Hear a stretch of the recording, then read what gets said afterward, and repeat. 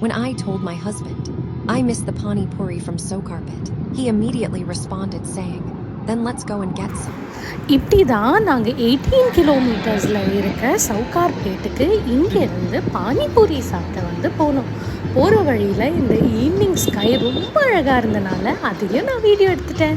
And வந்து bypass பக்கத்தில் எங்களோட ஃபேவரட் ஜூஸ் ஷாப்பில் ஒரு ஹால்ட் போட்டு அங்கே ஒரு ஃப்ரெஷ் ஜூஸ், என்னோடய ஃபேவரட் மேகி அண்ட் அவரோட ஃபேவரட் ப்ரெட் ஆம்லெட் சாப்பிட்டுட்டு நாங்கள் ஸ்டார்ட் பண்ணோம்.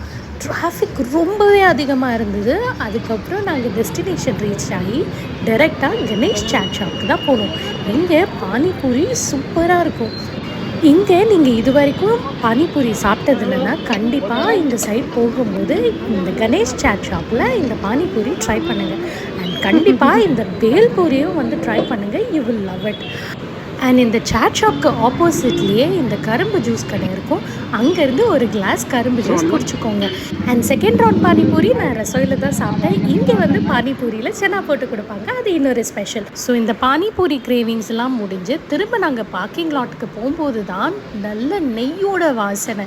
அப்போ தான் வந்து பார்த்தா இந்த வீர்ஜி ஸ்வீட் ஸ்டோரில் ஹாட் ஜிலேபிஸ் வந்து போட்டுட்டு இருந்தாங்க.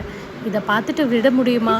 டெம்டிங்காக இருந்தனால நாங்கள் அதுவும் கொஞ்சம் சேவரீஸும் வாங்கி நாங்கள் திரும்ப வீட்டுக்கு ட்ராவல் பண்ணிட்டோம். இதுதான் எங்களோட சவுகார்பேட் ஸ்டோரி.